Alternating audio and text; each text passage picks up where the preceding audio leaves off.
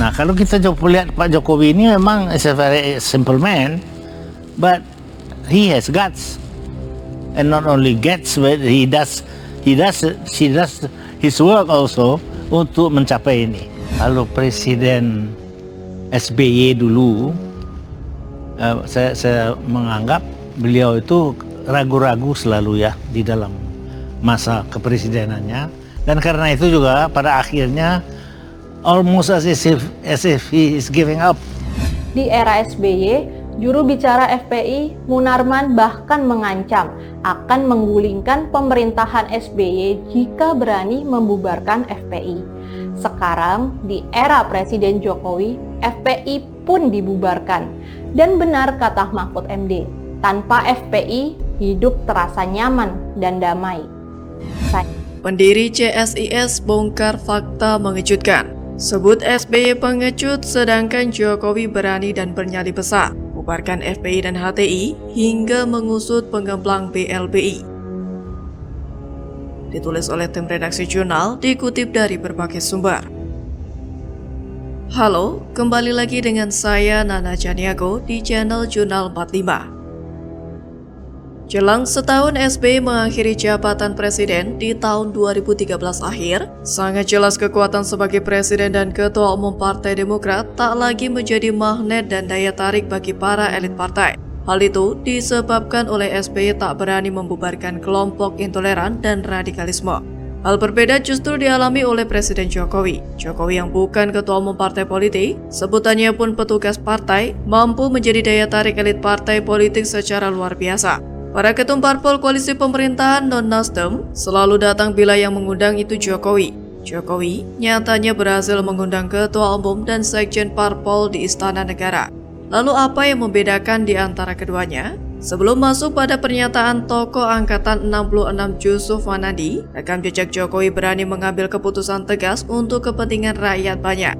Terlebih untuk hal intoleransi dan radikalisme, Gubernur Jakarta tahun 2012 sampai 2014 ini mampu membubarkan HTI dan FPI.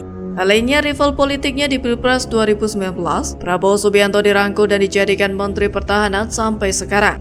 Dan yang paling utama, apa yang diucapkan Jokowi untuk pembangunan rakyat, terutama infrastruktur selalu dilakukan secara cermat, teliti, dan tepat waktu. Bahkan untuk proyek besar, semisal kereta cepat yang dianggap sebagian kalangan oposisi bisa mangkrak atau keberhasilannya diragukan. Toh, kini kereta api cepat Jakarta-Bandung sudah berhasil melakukan serangkaian uji coba.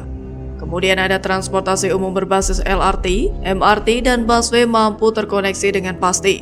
Di luar negeri, Jokowi sangat dihargai oleh para pemimpin dunia. Bahkan pemimpin dunia meminta untuk bertemu dengan mantan wali kota Solo ini. Jadi apa yang dikatakan oleh Jusuf Wanandi bahwa nyali Jokowi lebih berani dari SBY memang begitu kenyataannya. Sehingga wajar jika Jusuf Wanandi mengungkapkan dalam acara Rossi di Kompas TV, SBY itu seorang pengecut dan Jokowi pemimpin berani dan tegas. Memang faktanya seperti itu, SBY tidak seberani Jokowi. Di masa SBY berkuasa dulu, ormas ini tumbuh subur bak cendawan di musim penghujan. Kok bisa? Karena ex-ketua umum Partai Demokrat itu sudah takut duluan.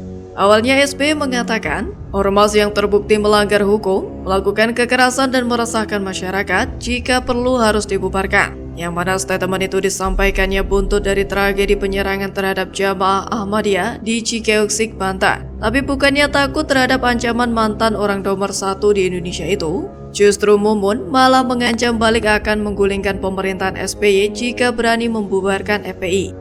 SBY pun sudah cemas duluan pasca kena gertak Mumun. Takut gak lagi jadi presiden dan takut dipersekusi oleh Laskar FPI. Hingga niatnya untuk membubarkan ormas anarkis itu pun diurungkan. Bukan hanya itu, SBY juga tidak berani mengusut atau menagih utang BLBI. Mana SBY selama 10 tahun menjabat yang tak sanggup menindak pelaku BLBI? Bukankah ia percaya diri bahwa di masa pemerintahannya tak ada satu orang pun mampu mengendalikannya, termasuk tak satu pun kasus yang berhasil ia kendalikan. Maka dari itu, di bawah kepemimpinan Jokowi, Indonesia melakukan suatu lompatan luar biasa yang tak terbayangkan sebelumnya. Tak perlu banyak drama, sindir sana-sini, bikin album atau lukisan, tinggal sekali sentuhan para bandit negara langsung rontok berjatuhan. Jadi, bagaimana menurut Anda?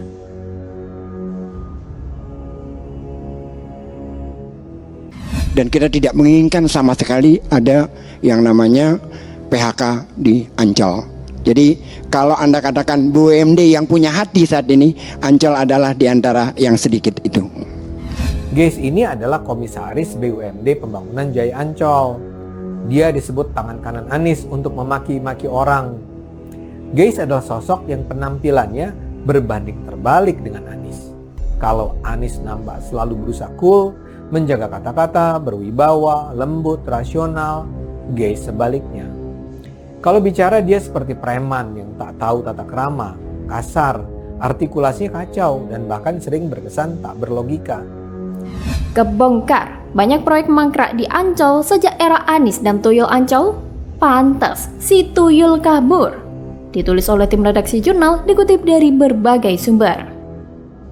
Halo, kembali berjumpa dengan suara Fani Bakri di channel Jurnal 45. Banyak proyek mangkrak yang ada di PT Ancol kini menjadi sorotan. Gagalnya Geis Khalifah dalam mengelola manajemen aset dituding menjadi sebab Ancol diambang kebangkrutan. Anies Baswedan yang menunjuk Geis sebagai komisaris pun didaulat menjadi akar permasalahan di Ancol saat ini. Beberapa waktu silam, mantan komisaris utama dan independen PT Pembangunan Jaya Ancol, Thomas Rika Silembong, menyebut sejumlah proyek di kawasan Ancol mangkrak akibat ketidakmampuan manajemen mengelola aset. Seperti pembangunan Hotel Bintang 5 persis di samping Putri Duyung terbengkalai. Selain itu, mantan Kepala Badan Koordinasi Penanaman Modal ini menyinggung pengelolaan ABC Mall atau Ancol Beach City yang berada di kawasan Pantai Karnaval Ancol hingga pembangunannya yang kualitasnya buruk. Operasional aset yang pengelolaannya dipegang oleh dua pengusaha berkongsi ini terpaksa mandek lantaran adanya konflik internal.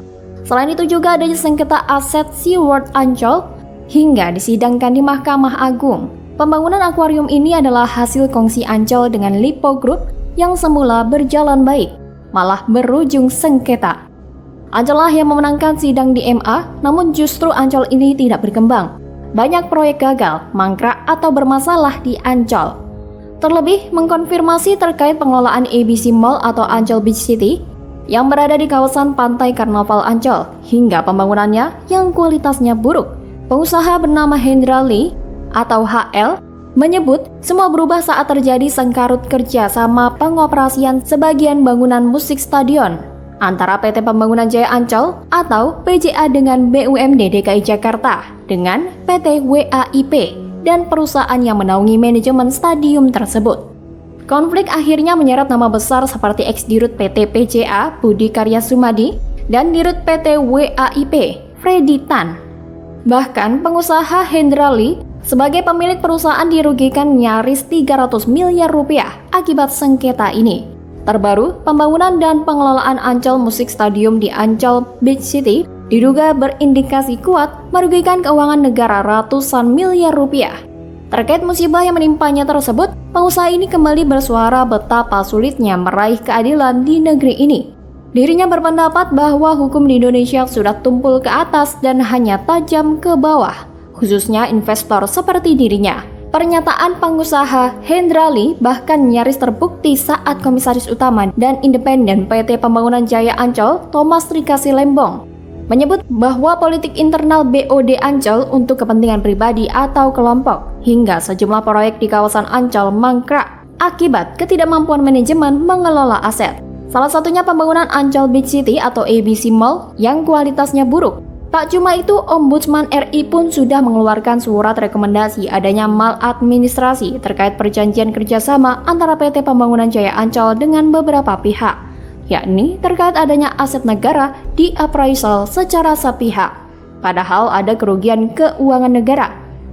Sayangnya PJ Gubernur DKI Jakarta Heru Budi Hartono tidak merespon positif temuan Ombudsman tersebut. Saya pikir sikap yang ditunjukkan PJ Heru yang menarik diri dari lingkaran sengkarut masalah yang ditimbulkan Anies juga bukan hal yang seutuhnya salah. Mengingat hancurnya manajemen PT Ancol juga menjadi tanggung jawab mantan Gubernur DKI Jakarta Anies Baswedan.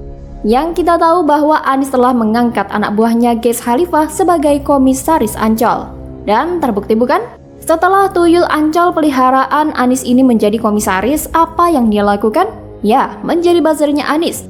Bukan menjalankan tugas sebagai komisaris yang mampu membawa hal-hal baik bagi Ancol. tapi malah merusak dan meninggalkan warisan yang buruk. Lihatlah sekarang kondisi PT Ancol yang kian hari kian merugi. Banyak proyek-proyek mangkrak karena kegagalan dalam mengelola manajemen.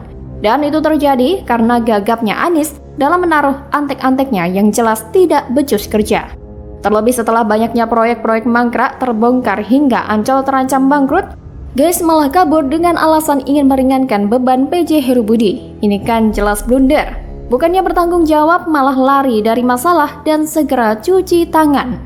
Makanya sangat benar apa yang dikatakan oleh Anies, bahwa pendukung itu mencerminkan sifat yang didukung. Jika Anies adalah orang yang doyan lari dari masalah, maka pendukungnya juga demikian.